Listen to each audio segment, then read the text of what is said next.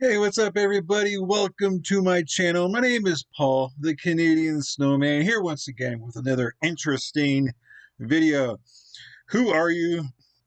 Excuse me, proving your identity in antiquity. I'm assuming this means proving your identity back in the day, like back in the Roman times. That's kind of what I kind of got from this title. Cause yeah, so.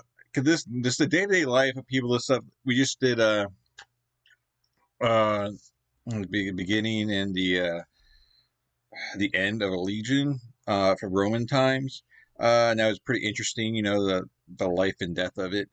And this is, I guess, proving yourself, which I always thought was interesting. Not like Roman times or like when you're in Europe, back when the kings and queens and the medieval time.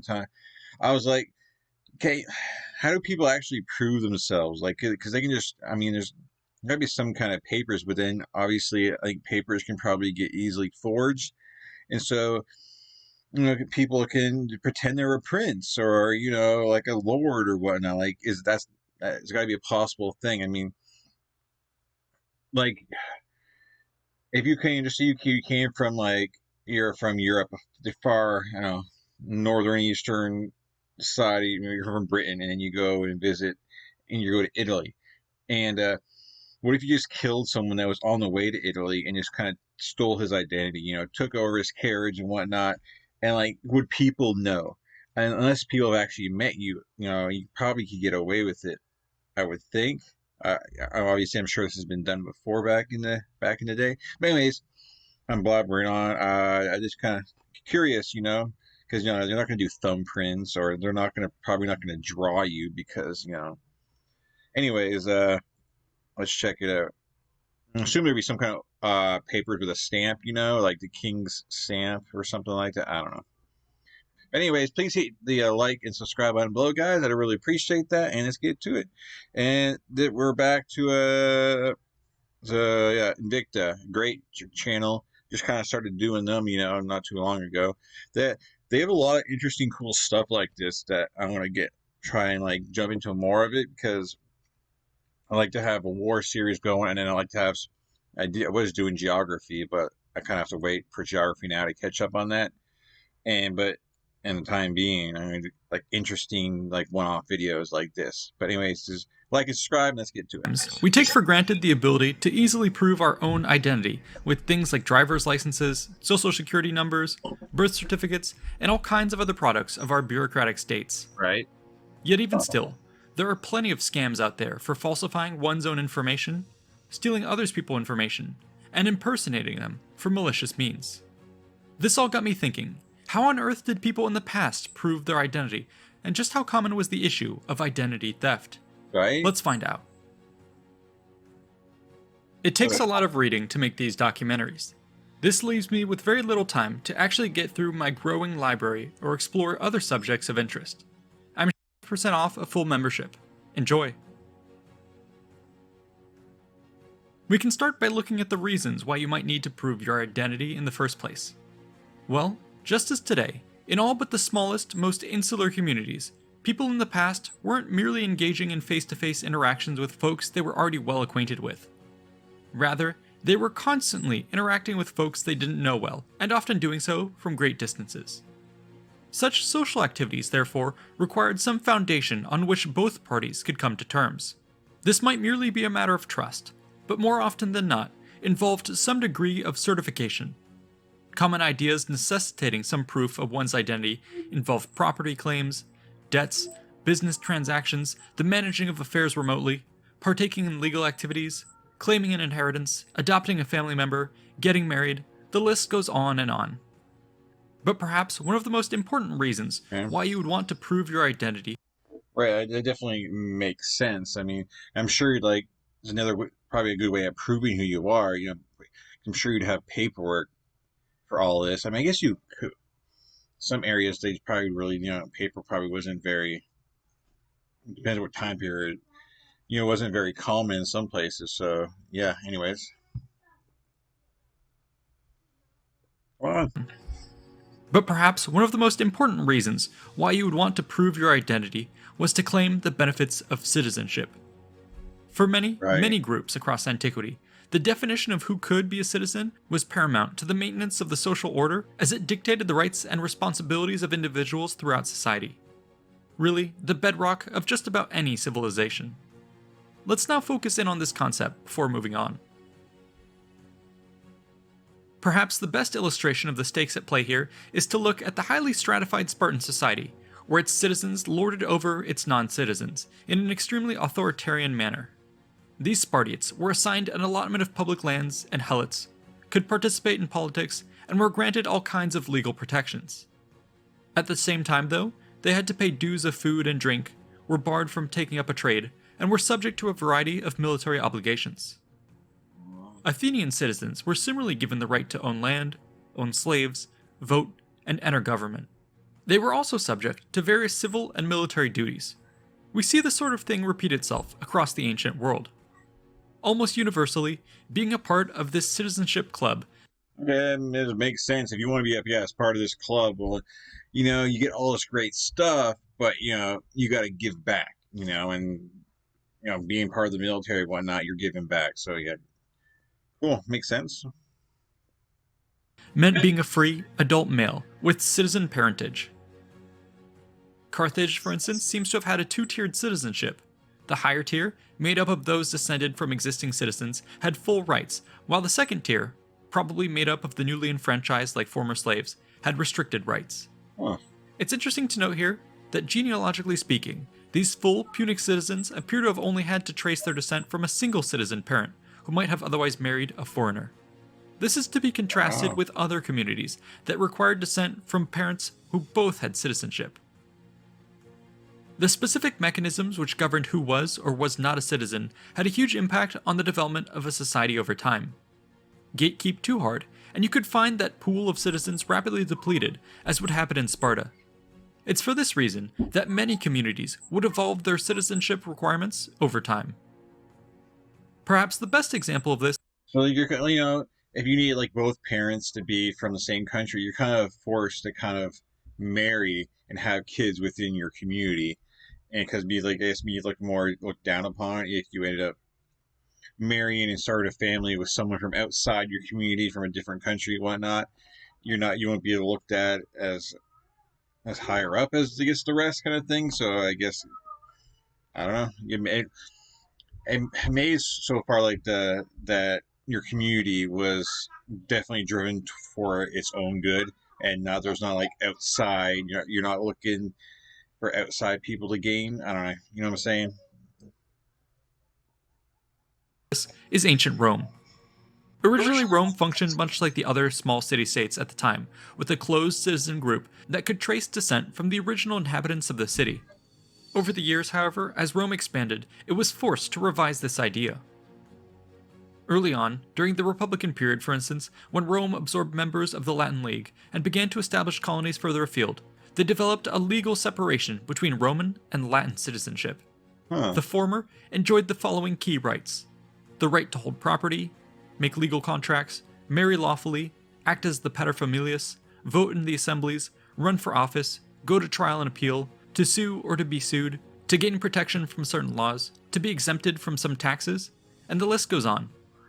As you can see, it's quite the enticing benefits package. Yeah. Latin citizens, meanwhile, had rights within their own communities, but when it came to matters with Rome, they could access only a subset of rights, which might vary from place to place based upon the deal that had been struck upon their absorption into the Roman conglomerate. These often included the right to trade, to legally marry, to vote if they moved to Rome, to maintain rights if they relocated within Italy, and more. The benefits of full citizenship was clear to all, and was actually used as a carrot by Romans to bring others into the fold of their growing empire. Citizenship, for example, could be granted to individuals, a local aristocracy, a city, a series of communities, and entire regions. But for some, these rights were doled out far too sparingly. Regions. But for some, these rights were doled out far too sparingly. Rome's Italian allies, for instance, were constantly clamoring for expanded citizenship, since they often bore the brunt of its military obligations without receiving the full benefits enjoyed by the minority of Rome. Wow. This tension eventually came to a head in 91 BC during the Social War, when huge numbers of Italian cities rose up in rebellion. It was a bloody affair, and though Rome eventually won, it conceded citizenship rights to the entire peninsula. Moving forward, you would see additional provinces be granted citizenship. Yeah, and it makes sense though, because they rose up that time, and what's to stop them from doing it again? You want them to feel like they're part of the community, and it makes sense, and especially they're right nearby. It's not like you're you know trying to give citizenship to like over here in Spain at this time, right? But I'm sure they all get some kind of citizenship at one point, right? When they took over. Like Cisalpine Gaul in 49 BC. The franchise was being rolled out further and further, with a major path to citizenship being tied to military service in the ranks of the auxiliary. Eventually, in 212 AD, the Edict of Caracalla went all the way in on the idea of universal citizenship, Wow. extending Roman citizenship to all freeborn men throughout the empire, while also granting all freeborn women the same rights as Roman women. I could go on and on about this topic, but for now, I think we've sufficiently illustrated why being able to prove your identity would be so critical in accessing the benefits of citizenship. Mm, So now let's move on to how you would actually go about proving your identity. yes. At the most basic level, this would be built merely on trust. You could just declare it and hope others believed you. For instance, the Apostle Paul is said to have claimed citizenship several times to get he and his fellow travelers out of sticky situations. Here's a relevant passage from Acts, quote, "But when they had stretched him out for the whips, Paul said to the centurion who was standing by, 'Is it lawful for you to flog a man who is a Roman citizen and uncondemned?' When the centurion heard this, he went to the tribune and said to him, 'What are you about to do? For this man is a Roman citizen.' So the tribune came and said to him, 'Tell me, are you a Roman citizen?' And he said, 'Yes.' The tribune answered, 'I bought this citizenship for a large sum.' Paul said, 'But I am a citizen by birth.' So those who were about to examine him withdrew from him immediately, and the tribune was also afraid, for he realized that Paul was a Roman citizen, and that he had bound him. Now it seems a bit Wow. absurd to That's pretty crazy because I mean, you just gotta take someone's word for it because they want to. If they're not sure, they probably can get in big trouble for doing that to a citizen, kind of thing. Because it makes you think like, if you're a slave in Rome, I'm sure a lot of slaves would probably try to get out of there. Try to escape, and I'm sure all of them say, I'm a citizen," but if you're recognized, and you're trying to not, then it's probably death. The penalty is probably going to be death. If you get caught. think that all of this took place on a single man's word. However, we should keep in mind that there were likely other social clues to back up such claims, like the ability to speak Latin, the use of the Tria Nomina naming convention, or other displays of wealth or status. There is also the principle at work here that the level of evidence required was generally proportional to the claims being made. Want some overly aggressive guards to back off a bit? No problem, confidence can do the trick. Want to bring matters to court though, and you'd have to do better than that. This next level of proof might involve having people vouch for you. Of course I'm Paul, the Roman citizen. Here's my friend who says so too. Understandably, this still might not be convincing enough, and so you'd have to bring better ammunition in the form of higher quantity or quality of backers. Obviously, the more prestigious the advocate, the more trusted their word. We see this sort of thing play out a lot in the Roman world when it came to using letters of recommendation for career advancement. One interesting transcript we have from ancient Egypt records how a Flavius Longus was able to bring several witnesses, including a Yeah. veteran, to Okay, oops. Yeah, it's not like what you know, it's who you know. That's like in many cases in life, right? I mean, like you might not be a citizen at all, but if some kind of senator says you are, then bam, they're going to treat you like one because he's got the respect of that. So cool stuff. Makes sense. records how a Flavius Longus was able to bring several witnesses, including a veteran, to swear to his status as a free citizen in order to serve in the Third Legio Cyrenaica. Another layer of information that could be used to prove one's identity would be to produce a physical object known to be associated with you. One of the most common types of objects would be that of an official seal. This was used by magistrates and business folk for millennia. In fact, some of our earliest evidence dates back to ancient Sumeria. The way this worked is that you would basically have a custom design that was tied to your identity and which was difficult to replicate. The seal itself might be shown, or more likely, its imprint shown. This could be used to leave a mark directly on a document to authenticate it, or it might be stamped on wax or clay that helped encapsulate a container. In this way, the recipient could not only be sure who it came from, but also observe that the contents had not been altered. The same sort of thing seems to have been achieved with other forms of markings, like fingerprints, handprints, and signatures. We even have some documents where the signers are physically described within, including age, sex, physical features, and all. Another physical proof of ID would be the citizenship rolls maintained by ancient governments. For instance, in Greece, we know that these lists were important for the regulation of citizenship and the summoning of levy forces. In Sparta, this was extremely important, given the quite strict approach to citizenship we discussed previously. Unfortunately, we don't know much of what this actually looked like. Some insight, though, can be gleaned by turning to Athens. Here, we learned that the reforms of Cleisthenes in 508 BC required each demos, basically the equivalent of a suburb, to maintain its own citizen rolls. Parents living in these areas likely had to register their child with the local demarch shortly after birth. Later, when male children turned 18, they would return to have them officially registered as citizens. Should the documents be lost or other problems arise, the matter would pass through the courts to have the citizen rolls properly corrected. A similar process occurred in Rome. Here, the citizens were enrolled on the tribal lists with information concerning their full name, their father's name, and the name of their voting tribe. Such lists were updated and revised every 5 years under the direction of the elected censor. It's at this point that individuals might be stricken from the record. Alright. Sorry, my pause button was not working. I apologize. Alright. I went in there to smash it, right? Now I forgot what I was going to say. But yeah, so that's it's kind of been more modernized, because apparently every person who wants to be a citizen, I'm sure they have a document of them. I guess depending on where you're from, like Roman times, I'm sure there's probably area that just has so much documents that you probably have a copy for Rome and a copy for the citizen, and just like anything else, you just keep it on you, keep it in your house, so if anything were to come up, you have that document to show it. But obviously, if you don't, then there's big trouble to be had. And it definitely makes sense, if you get that when you get to 18, you get like a new document saying like, I have blue eyes, brown hair, blah blah blah. So if someone steals it and it says that on that document, it's not as easily to be for someone to kind of take over your identity. So I think it's pretty neat. Hopefully my mouse actually works. I'll break it. Anyways, get back up here since. There you go. Bam. Lists with information concerning their full name, their father's name, and the name of their voting tribe. Such lists were updated and revised every 5 years under the direction of the elected censor.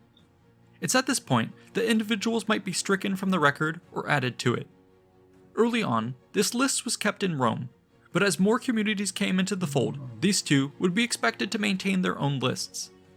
When it came to the provinces, Roman governors or local administrators took on this responsibility. These lists were important sources of ID verification, but suffered the problem of being rather inaccessible and being often out of date. It's for this reason that the whole process of becoming a citizen not only involved a list, but also the issuing of an official document, sort of like a modern birth certificate. Roman parents, for instance, who had accepted a newborn, would register the child with officials within 30 days of the birth. Proof of their own identity as a citizen was brought, and 7 witnesses were summoned. Once everything was checked out, the birth certificate was created. It was a wooden diptych with wax surfaces. In it would be written the date of birth, the names of the witnesses, and an abbreviation indicating the possession of Roman citizenship. You didn't necessarily have to have one of these to be a citizen, but it was certainly quite handy. A similar process occurred in the provinces, where parents would register. Yeah, I assume that some of the stuff might be like harder to come to do. Like you could be a citizen but not have the money. Like you're out on like a farm or something, and you're not close to like a magistrate or whatnot.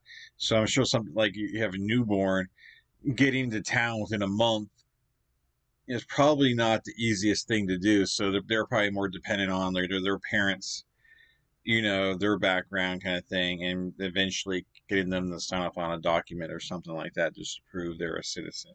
But yeah, interesting stuff. Register a child by making a profession, providing witnesses, and getting added to the register of declarations. They too would also be issued a birth certificate in the form of a diptych. Another type of identification was issued to auxiliaries when they were granted their citizenship at the end of their required service period. This would take the form of a bronze military diploma. Fraud prevention was included that involved the signing of 7 witnesses and the use of a special seal. The bearer would then have to take the diploma to a Roman official who would authenticate it and enroll the new citizen on their lists.